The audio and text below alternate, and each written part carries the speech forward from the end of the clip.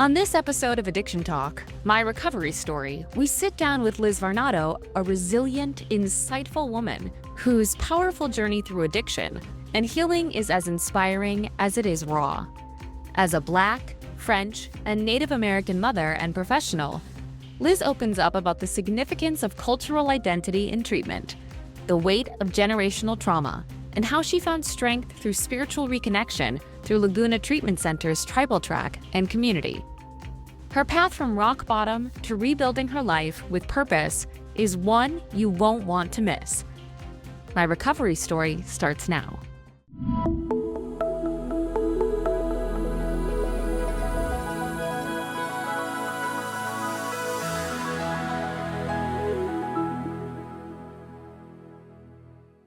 Liz, we are so excited to have you on Addiction Talk, My Recovery Story, to share your journey, particularly because we're talking about the importance of culturally sensitive care, being aware of how different people may experience treatment, why it's important to speak the language of other people outside of just what we think is typical at treatment. And I love that you're here to shed light on that, but also to be transparent with us about your experience. So, welcome to Addiction Talk.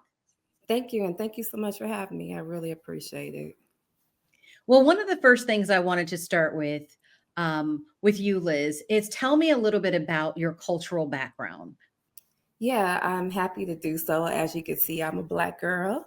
But in addition to that, my great grandmother was Cheyenne Indian. So I am Native through the ancestry of her, who is my paternal great grandmother. In addition to that, I am also Creole through that same line, which is my paternal ancestry. So I am a Black, French, Native American girl. Which I think is beautiful because, of course, you have so many different rich cultures that you're bringing as an individual. But how did that impact you when you went to seek treatment? What was that like for you? So first and foremost, it's not my first rodeo, unfortunately, with me trying to get help for my sobriety. It's a huge influence on me because honestly, even professionally, and even in this area of my life that is sobriety and recovery, I am traditionally the only person who looks like me in these spaces. And if I'm honest, it made it limiting for me to get the care I needed. And it wasn't because I wasn't welcome in any of these spaces. I limit myself. Big Book talks about the AA traditions of the Big Book, talks about looking for the similarities instead of looking for the differences. And I just couldn't do it. I just kept seeing the differences. Well, they're not like me. Well, they don't have the problems I have. If they live the world I had to walk in, if they live the life I had to walk in, then they too would drink, you know? And on a spiritual aspect, Native and Black folks, we just do things differently. Mental health looks different for us. Speaking that we really have a problem is not easy. And as me, as a mother, as a professional, and at the time when I started my journey as a wife, I ain't got time for this. I got things to do. I'm a strong woman. I can handle all of these things until I couldn't.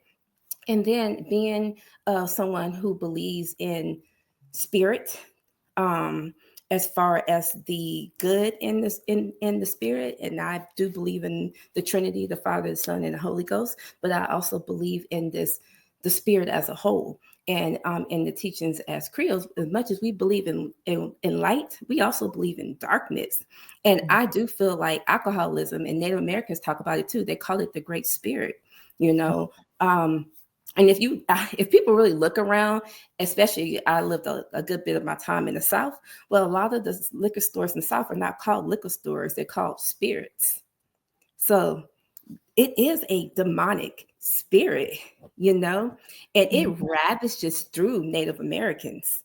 Like ravishes through them. And I'm not going to get into if it was because it was introduced to them later in life and they just picked up the allergy faster because it wasn't a part of their lives, or if it's just something in the genetics, I don't know. But as a Black, French, Native American girl, this thing ravished through me in a very small amount of time. And I do think it was a complete tack on my spirit. Oh, wow. I had never thought spirit like that is true. If you go to the South, the way that the liquor stores are named, I never even thought about that. Mhm. So, I mean, just hearing you in your journey, how did you even begin to realize? Because you said you were a strong woman, you felt like you had a lot going for yourself. How did you even get to the point of realizing that you needed help, that something was wrong? I didn't in the beginning. I had to be brought to my knees. To be honest with you, I really did have to keep losing things um, because I kept saying, oh, it's just situational. And again, in the beginning, I really just could not give myself to the process. I really just kept looking for the differences. So it really did take um, everything being stripped from me, where I had no choice, where I had to go, okay. And one day I really did, when I go back to the dark spirit thing, I looked in the mirror and there was just a darkness over me. Like my eyes were black. Like it was something my sister said when she looked at me one time, it was like literally something demonic in me. And I literally looked at myself in the mirror one day and I just didn't recognize myself. And at that point, whatever differences I had, or whatever uncomfortability I had with people not looking like me or feeling like I had to represent for everyone, it went out the window. I said, I don't care about none of that. I have to get this right for me, and I'm willing to do it by any means necessary. Wow. So you just got to the point that you realized that something had to change. You said you kept losing things. What kind of things did you lose during this journey to finally getting the help you needed? Man, I've lost my marriage. Mm. I was I'm from California, but I've spent a good bit of my time in the South. I went to school in the South, and raised my children in the South, and traveled a lot because my husband was military. But my at towards I'm not gonna say it was the only catalyst for my divorce, but it played a huge part in my divorce. Um, I've lost I haven't lost my children, but I've lost my ability to take care of my children and be a present mother for my children. And there is a lot, especially for my oldest child, there's a lot of resentment built up against me. And my son, who is 12, he lives with his father. So I don't have my son in my life day to day. And that was really debilitating for me because as a mother, I've always been a present mother. It's not a day I've missed with my children. And the last 3 years I've been separated from my children. I had a pretty good relationship with my sisters. I don't have a relationship today. I really don't have any family relationships today, to be honest with you. The only person who kind of still stands in my corner is my father, and he too is in recovery. He has 16 years in recovery. But I don't really have close friendships today. I don't have the family. I used to be the mature one. I used to be the responsible one. I used to be the one that everybody else came to and depended on. I lost my job. I lost my home. You name it, I've lost it. I am a project manager by trade who used to make 6 figures a year. I am a convicted felon Hmm. and no job, and I live in a sober living. That's my life today. But you're rebuilding. But I'm rebuilding and I'm okay with that. Mhm. What does it feel like to be able to know that you can rebuild from here? Um, it means everything. Um, I don't know how to quantify it because in the beginning, I so wanted to be the victim that I just could not. I just wanted to do the woe is me. I couldn't get myself to a point where I could be like, you know what? Um, it's okay to rebuild because I just kept thinking about how much I lost. Mm. Um, and I just couldn't. I don't know how to explain it. No, I I'm know so what you're sorry. saying. I think it's just like it's just the weight of everything on you, right? So sometimes when Yeah, you because have I the, haven't had a yes. yeah. And I didn't have a long, so some people can trace back their drinking history to when they was 4 years old. I didn't start drinking until I was 38. I'm 40, I'm about to be 45. So it just You know, happened. yeah, it just happened around 2019. My oldest child, who's going to be 24, I went through the whole empty nester thing. My daughter had mental health issues, and I was so used to like taking care of everyone else. And that's the problem. When you're taking care of everybody else, you don't ever have to deal with you know. But when everybody else is away and there's no child on fire and there's no other fires to put out, guess what you're left with? Yourself. And I didn't know how to deal with me. I never had to deal with me. I always had something in my face or somebody else I could be fixing, which gave me a scapegoat from myself. But about 6 years ago, I couldn't escape myself anymore.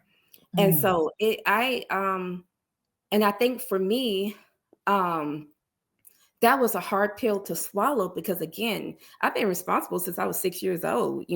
My dad was in this disease for all of my life. So I didn't, so I just, I was like, I'm never going to be a drinker. I'll never do those things. I had a whole bunch. I was judgy. I was all the things. Well, why can't they just stop? Like all the cliches. I was that girl.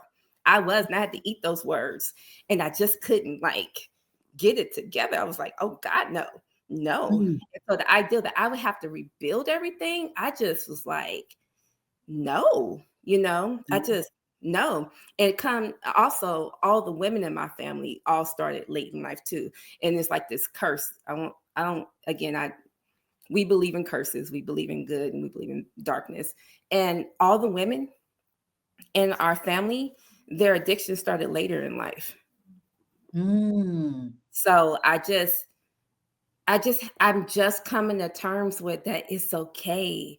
Like my life doesn't have to look the way it used to look, that my life gets to be and gets to evolve into whatever God's purpose is for me in this chapter in my life. And maybe all those things that I had to be stripped from me, because if they weren't, then I couldn't be the best or the greatest version of myself. And I can't do the things that are ordered in my steps of purpose that God has for me, because I'm so stuck on being the best version of whomever everybody else wanted me to be versus whom God calls me to be. So in this season, I don't have any outside barriers. I can't grab onto this or that or anybody else's problems, because guess what? Don't nobody rock with me like that. So But today, it sounds like that you almost like it's like you reconnected to yourself. yeah, I had no choice. Well, the thing is, you can't reconnect to something you never had. So I am connecting for the first time. That's so good.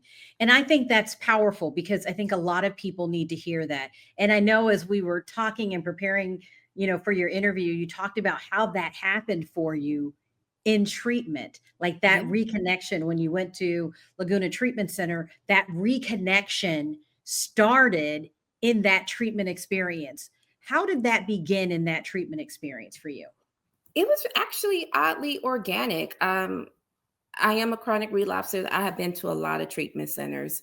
But this was the first treatment center that offered different avenues. Now, don't get me wrong. I think that AA, NA, all the A's have a fundamental place. And I think that the 12 steps are quintessential building blocks to the fundamentals of this, what we need to get the jump start to this catalyst called sobriety.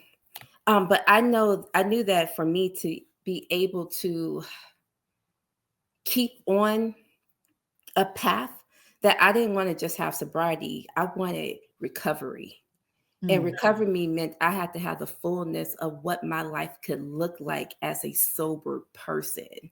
And so when they offered what they called the Native American check, which dealt with the redwood of wellbriety, I found myself just naturally in tune to it.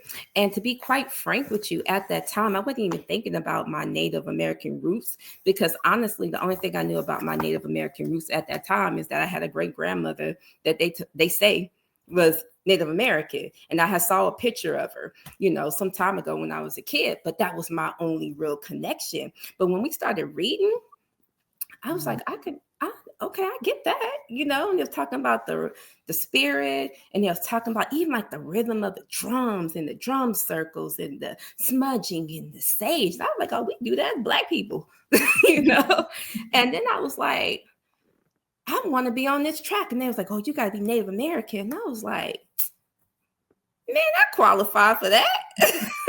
And I was like, wait a minute. So I started calling people, we have a historian in our family. So I called her, and it actually brought me even closer to my great grandmother, because I had to start digging into my history, which ended up bringing me such joy. And I kid you not, I'll have to share the picture with you. I looked at her picture again because I hadn't seen it in a very long time. And wow, we look identical. So it was like, that's crazy.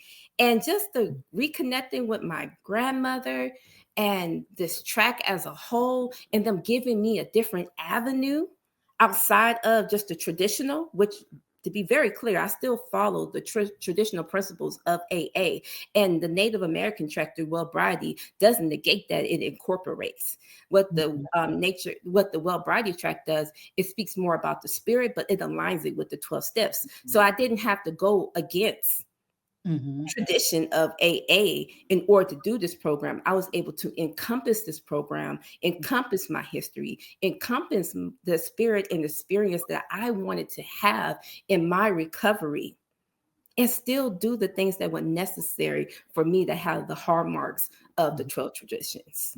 Was there anything that you experienced in terms of like the smudging, or anything that really stood out to you that you had some breakthrough moments with? The sweat lodge. So we did a sweat lodge. Ooh, it's been about a month now. And man, that was, I don't have my little prayer thing with me today, but that was really eye-opening experience. And I didn't know what to think about it. I just knew I was, again, in this process for me this time around, I said I would be willing to try anything. I would go to any lengths. So, and I'm a germaphobe. I don't believe in being up on people. I don't want people sweating on me. I don't do none of the things. But I was like, you know what? If I got to get in this hut and sweat, what's the worst that can come out of it? And so there's 4 rounds, and it gets hot. Like, it gets up to like 200 degrees in there. And you want to really see what your fortitude looks like. If you want to see the power of prayer, if you want to see the power of the spirit, and even though we're powerless over alcohol, we can be powerful. That experience did it for me, because I had to pray. I had to really lean into a power greater than myself. I had to be like, God, get me through this. Like, I had to really pray. It like brought me to a place, like it did the day I decided to get sober. It brought me to my knees. But this time, it brought me to my knees in an enlightening and an impactful way to let me know that God is never leaves me, never leaves me, nor does he forsake me. And that I can push through anything. And there's something so purifying in the sweat process, something that roots you just fundamentally in the salt of the earth. That was totally different for me. And I would recommend it to anyone, even if you don't believe in the God I claim to be a God. If you want to see the true testament of your ability to get outside of yourself and have to lean into something bigger than you, that's where I would start. And I think what you said, I mean, just that experience, I can visualize you being there and, like you said, the prayer and tapping into yourself. But this also experience of going through the tribal track caused you to connect back to your roots and find your grandmother. So, and you said did you feel like for the first time you were starting to understand yourself? Yeah, bigger than that, it helped me understand the women who come before me. I come from a long line of addicts. on my dad's side, but I also come from very strong, powerful, brilliant women who most of them died in this disease. Mm. Um, and it's heartbreaking because we're not talking about, I think sometimes when people think about the archetypes of what a addict looks like, they think we're these, what some people call a low bottom drunk or a low bottom addict. We're on Skid Row. We're just the worst common denominators ourselves.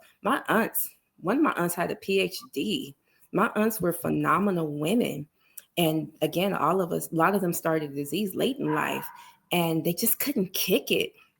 Mhm. And I want this. I have a cousin, one of my cousins, we were the same age. She dropped dead like at 40 years old from this disease, you know? And when I was in that sweat lodge, just going through this process, thinking about my great grandmother, and I don't know if my great grandmother drank or anything like that, but I know the lineage of the women who came from her, all of us became alcoholics down that pathway. And I just wanted something different for us. I wanted something different for the legacy of the women in our family. And I want to be an example. I have two younger sisters who are getting at the age demographics of a lot of the women in my family who have died in this disease. I have a sister who will be 38 soon, which is when I started. And I want to be an example of how you can pull through this. I pray wholeheartedly. They don't have to go through this. But if I be an example, then let my pain, let my triumph be, give them the perseverance they need to stand tall and stand high and know that because I've been through this process, will always be with them. Mhm. I love that. And do you feel like as if you've gone through this, that Laguna Treatment Center gave you some tools to work with, some tools to help you? I know you did the sweat lodge and you had the sage and different things like that, but I know there's a lot that you learn in treatment. What do you feel will be different for you this time I know you said you've been a chronic relapser, but what do you feel are the tools or the things that they've given you this time that makes you more reassured that you can do this? Yeah, I really like the dynamics of the different types of paths, number one, that we had, but the instructional teachers and facilitators that we had. No facilitator, one facilitator was the same. So we had oh my God, I'm forgetting names right now. Forgive me. But So you just had a variety of people yeah, we from had different all walks of life. backgrounds. Mhm. And most of the people who worked at Laguna Treatment Center was in treatment themselves, but they brought different perspectives and aspects of what their recovery process was like. We had some who, hey, they were one and done. They was like, nope, got it on the first try. And those people are commendable to me. I'm like, wow, you did this in one shot. You got it on the first try. Okay, wow. But I have respect for their process and their why. Then we have folks, one lady we had, one of our facilitators there, she done tried like 20 times. But there was a blessing in that she never gave up. 20 times, anybody after 20 times over a 20-year span, you'd be like, girl, forget it. But the fact that she kept doing it, she gave me hope that doesn't matter how many times I failed, I could still get up. And each of them gave me that.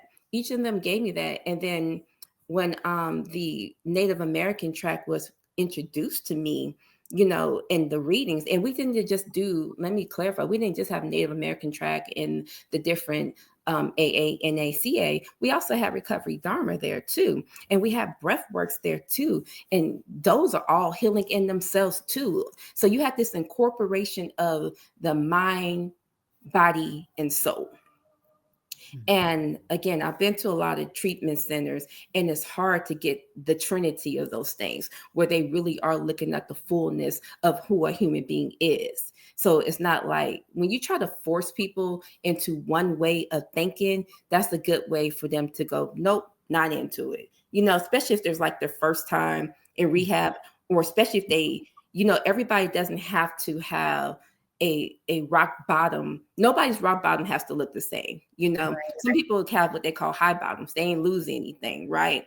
So if you want to get the best way to get that person to align, especially if they ain't really lost anything, you have to allow them the ability to see the fullness of what recovery is and not just getting sober. And what I think Laguna Treatment singer did a good job of is thinking about the fullness of who a human being is, and not just thinking about just getting somebody sober, right? Because technically we're sober once we enter out of the detox process. We've gotten enough time away from our drug of choice, right? Mm-hmm. So we're sober, right? But what's next?